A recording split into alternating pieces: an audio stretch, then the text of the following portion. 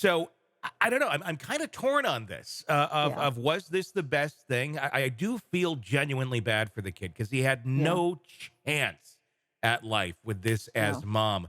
But at the same point, if you have an animal like a dog or something and you abuse the heck out of it, you can't just take it to nursery pet day at the library with a bunch of kids and hope for the best because it's not going Yeah. to work out. Kind of the Yeah. same sort of thing with putting him into society. Yeah. No, and this gets back to that dilemma that we see so often. Is a punitive prison the best set? I mean, for some people is, Yeah. if you're truly a sadistic psychopath, then the career criminal, prison is the best place for you. Hmm. But are there other people? I think of Gypsy Rose, Hmm. as somebody who they need to be contained. Yeah. They need a different environment. Maybe being out in society is not the best thing for them. And we just don't really have an alternative. And the interesting thing about the empathy impairment, that is a feature of autism for many people. Hmm. Not all of them, but for many people with autism, they're very concrete.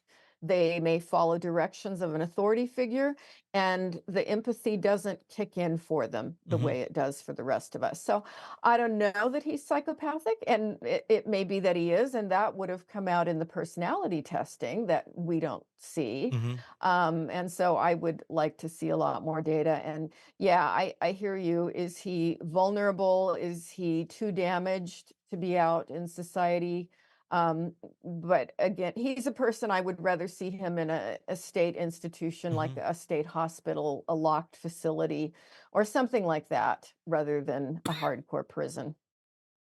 Is something like that just not an option for sentencing, or is that the choice of the judge of saying, well, prison is what you're going to? Was there not an option always to send someone to a state prison or a facility? Yeah, I'm not sure in that state of all the legal, ramifications, because again, it differs state to state, which is Sure. kind of crazy. But there may not have been an option for that. When you look at him, one of the criticisms of the judge was, "I don't believe you feel guilt here. I don't believe you feel that you've done something wrong. I feel that you feel bad because you got caught, but not for the actual crime itself." I found that statement to be, I don't know, it almost felt a little tone deaf because I don't know, watching this kid, reading this kid while he was giving testimony during the trial, I felt like he did show a bit of Yeah, empathy. I mean, he felt yeah, awkward. It certainly wasn't yeah, necessarily, how everyone or the a neurotypical or a healthy, mind would maybe express it. But it wasn't completely lacking in the way that his mother, Shanna Vander Ark, seemed right, to be lacking. right, Did you right. feel like he was capable of empathy Yeah. or showing some Yeah, I emotion? I did. And there, again, he has those odd facial expressions that tend to reveal whatever emotion is flowing through him. But there were times he would wince, Hmm. he would show, that he had an emotional affect Hmm.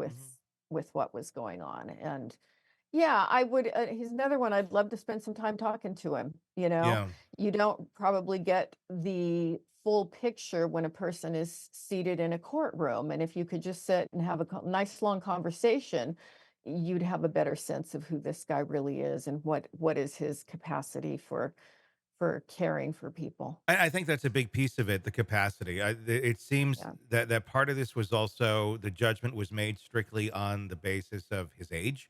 Mhm. Of you're an adult now. I don't think he was an adult mentally. Mm-mm, Capacity mm-mm, wise, probably more like a 14, 15-year old because I mhm. think he probably got stunted back there by mom. Yeah. So, Yeah. I mean, the fact, I mean, if let's say this happened when he was 17 years old, I don't know that he'd be going to prison for 30 years. Right. I mean, granted, Right. 4 short years later when he's what, 21, 22, something around there.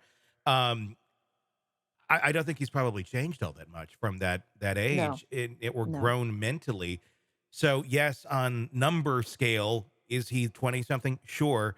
He never left home. He still stayed with mom, probably still playing the same role he played when he was 14, 15, and that has Mhm. never changed.